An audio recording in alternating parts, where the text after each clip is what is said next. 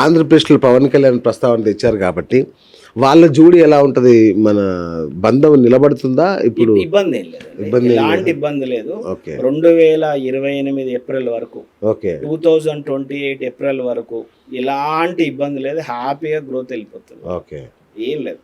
నేను మీరు ఇంటర్వ్యూలో మనం ఇంటర్వ్యూ చేసినప్పుడు, మీరు ఫస్ట్ టైం ఇంటర్వ్యూ చేసినప్పుడు BJP, Janasena and Telugu Desam party ఈ మూడు కలిసియే పోటీకి పోతుంది, చంద్రబాబు నాయుడు సీఎం అవుతాడని చెప్పిన ఫస్ట్ పర్సన్ కూడా నేను. మీరు అన్నారు, నాకు గుర్తుంది, ఇది కనుక జరిగితే అనే మాట కూడా అన్నారు. ఈ ముగ్గురు కనుక జరుగుతూ ఇలా జరుగుతుంది అని చెప్పారు, చెప్పడం కూడా జరిగింది. అవునవునవును, ఓ అద్భుతం. ఇప్పుడు చూడండి కాలం ఎంత డిఫరెంట్గా ఉంటుందంటే, చంద్రబాబు నాయుడు సీఎం కావాలి, ఉదాహరణకు అనుకోండి, చంద్రబాబు నాయుడు గారు సీఎం కావాలి. పవన్ కళ్యాణ్ చంద్రబాబు నాయుడు కలవలేదు అప్పటికి ఇంకా.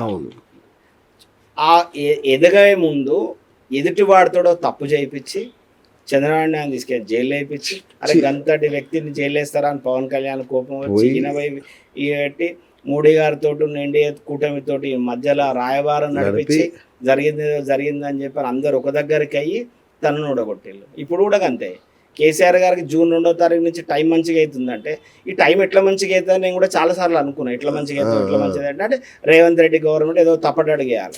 ఇప్పుడు సిట్టుకు పిలుచుకొని ఇవన్నీ చేసి ఇంకా ఉల్టా వాళ్ళనే పెంచినట్టు, అంతే కదా. ఇప్పుడు ఇంకా అరెస్ట్ చేస్తే ఇంకా రేజ్ అయిపోతాడు. ఓకే, అక్కడ చంద్రబాబు నాయుడు కనుక ఎట్లయితే అరెస్ట్ చేస్తే సానుభూతి పెరిగి ఎట్లా రేజ్ అయ్యిండో, ఈయన కూడా అట్లనే అవుతుంది వాస్తవం.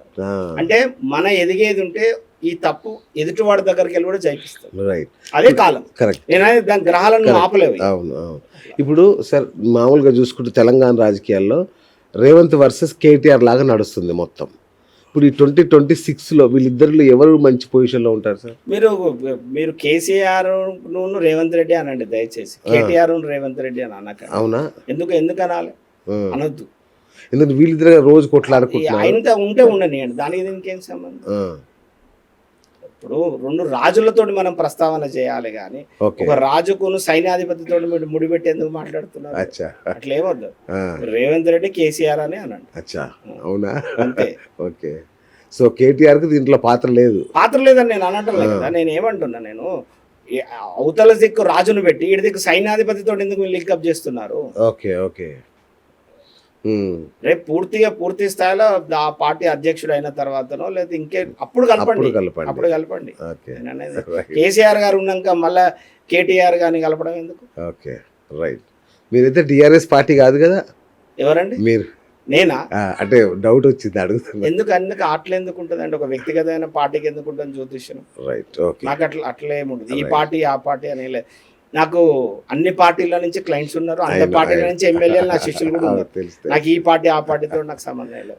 అయితే నా వ్యక్తిగతమైనది నా ఇష్టం, అది బహిర్గతంగా నేను నా భావం కానీ నా ఆలోచన విధానం కానీ లేదా నేను ఓటు ఎవరికి ఇద్దాం అనుకున్నది నేను బహిర్గతం చేయను. కానీ ఒక వ్యక్తికి సంబంధించిన సో అట్లా అంటే, నేను ఇప్పుడు ధనుర్లగ్నంలో వారు అనౌన్స్మెంట్ చేసినప్పుడు కేసీఆర్ గారు ఏది మన ఈ ఎలక్షన్స్కి సంబంధించిన క్యాండిడేట్స్ని స్పెసిఫిక్గా ధనుర్లగ్నం అని చెప్పి మరి అనౌన్స్మెంట్ చేస్తారు. మీరు కావాలంటే ఇంటర్వ్యూస్లో కానీ దాంట్లో గమనించుకోండి. అది ధనుర్లగ్నం అంటే నేను ఫస్ట్ మా లోకల్ ఛానల్లో నేను ఫస్ట్ ఇచ్చింది అదే. నేను ఇక్కడనే బ్లండర్ మిస్టేక్ అని చెప్పిన. నేను ఇక్కడే ఫస్ట్ బ్లండర్ మిస్టేక్ ఇది ఎందుకంటే ఇది శుక్రుడు బాగాలేడు, అష్టమ స్థానం నందు ఉన్నది, ఖచ్చితంగా స్త్రీకి సంబంధించినటువంటి ఇబ్బంది కలుగుతుంది. ప్లస్ కుజుడు అనుకూలంగా లేడు, రవిబలం లేదు, ఇది రాంగ్ డిసిషన్ అని కూడా నేను డైరెక్ట్ చెప్పిన. నేను మరి అట్లయితే నేను బీఆర్ఎస్ పార్టీ నుంచి అయితే టీఆర్ఎస్ వ్యక్తిని అయితే నేనెందుకు తప్పు నిర్ణయం అని అంట? ఎందుకంటే ఒక వ్యక్తి నచ్చినప్పుడు తన తప్పును కూడా ఒప్పుకోగలుగుతాం కదా. నాకు అట్లే నాకు ఈ పార్టీ ఆ పార్టీ అలా. గురుగారు మీరు బొట్టిలా ఎందుకు పెడతారు గురుగారు? మామూలుగా ఇలా ఉంటాయి కదా, ఈ అర్ధచంద్రాకారంలో ఎందుకు ఉంటుంది? భద్రకాళి అంటే నేను వరంగల్ వాస్తవ్యం. భద్రకాళి అమ్మవారి పైన ఇట్లా అర్ధచంద్ర ఆకారంలో అమ్మవారికి బొట్టు ఉంటుంది. భద్రకాళి శేషు గారు దాని అంటే ఎవ్వరికి అక్కడ మీరు భద్రకాళి దేవాలయానికి ఎవరు వచ్చినా కూడా ఈ రకంగానే మీరు అర్ధచంద్ర ఆకారంలో బొట్టు పెడతారు. సో ఇది మాకు కరెక్ట్ కూడా చెప్పాలంటే ఇది మా బ్రాండ్ బొట్టు అండి, మా భద్రకాళి అమ్మవారి బొట్టు, మా వరంగల్ బొట్టు. మా వరంగల్ అనేది ఒక బ్రాండ్ అన్నట్టు. ఇక మాది మేము చూపించుకోవాలి కదా. బాగుంది. రైట్. ఇప్పుడు ఈ కొత్త జిల్లాలు కూడా రద్దు అవుతాయని ప్రచారం అవుతుంది, ఏమైనా జరుగుతుందా? దానికి జ్యోతిషం ఎట్లా ముడిపెట్టి చెప్తామండి? అంటే జిల్లాలు కూడా ఏర్పడ్డాయి నైతికంగా. వాస్తవంగా కూడా ఉండదు. ఇప్పుడు నేను మీరు అడిగిన క్వశ్చన్స్ కి సార్ నేను ఇక్కడ ఏదో ఒక ఆన్సర్ ఇచ్చి వెళ్ళిపోతే లేదు. కరెక్ట్ కూడా కాదండి. కరెక్ట్. అవును. ఎందుకంటే రేపు నేను పోతే రేపు నా సహాధ్యాయులో నా కొలీగ్స్ నన్ను అడుగుతారు కదా, ఇది ఏ ఆధారంగా చెప్పినామంటే నేను నిరాధారంగా 2-3 మాటలు అని పోలేను కదా. అవును అవును అవును. చెప్పేదానికి ఒక కరెక్ట్. ఒక సోర్స్ కానీ ఒక ఇది ఉండాలి. Right right. Okay right Guruji. ఇప్పుడు ఇంకా అది అంతర్జాతీయ విషయాలకు వస్తే ఈ 2026లో ఏలియన్స్ భూమి మీదకి వస్తారని ఒక ప్రచారం జరుగుతుంది. అంటే జ్యోతిష్యులు చెప్పారు, ఒక బాబా వంగ అని ఒక జ్యోతిష్యులు చెప్పారనమాట. ఇదేమన్నా మీ దృష్టికి వచ్చిందా? అంటే నేను ఒక్క విషయం చెప్తానండి. అంటే బాబా వంగా గురించి నాకు తెలియదు Right. ఏంటనేది, ఆ సబ్జెక్ట్ మీద నాకు అవగాహన కూడా లేదు. బట్ ఏలియన్స్కి సంబంధించిన విషయంలో నేను కొంత మీకు అర్థమయ్యేటట్టు ప్లీజ్. ఇప్పుడు మన అన్ని గ్రహాలలో సన్ని మన సైన్స్లో స్టార్ కింద తీసుకుంటాం, అవును మనం గ్రహం కింద తీసుకుంటాం. మూనుని మనం గ్రహం కింద తీసుకుంటాం. సైన్స్కి వచ్చే వరకు వాళ్ళు ఏమంటారు ఏంటంటే ఇది న్యాచురల్ శాటిలైట్ అంటారు. ఏది? మూన్ని. ఓకేనా? సో రాహుకేతులను గ్రహాలు తీసుకుంటాం. అసలు మీరు రాహు ఎక్కడ కేతు ఎక్కడ క్వశ్చన్ అడుగుతారు. అవును. ఓకేనా? ఇప్పటికీ అది మరి ఎక్కడ పోయినా ఏ జన విజ్ఞానం వాళ్ళకైనా ఇది ఒక బాగా అవును ఇది. ఎందుకంటే యురేనస్ నెప్టూన్ ప్లూటో కనబడతానే కానీ మీ రాహుకేతులు ఎక్కడ కనబడతలేరు అని చర్చ జరుగుతుంది. అయితే బృహత్ సంహిత అనేటువంటి ఒక గ్రంథంలో గురువు అనే గ్రహం, అంటే గురువు అనే పేరు లేదండి అసలు యాక్చువల్గా. ఇది బృహస్పతి. ఓకే.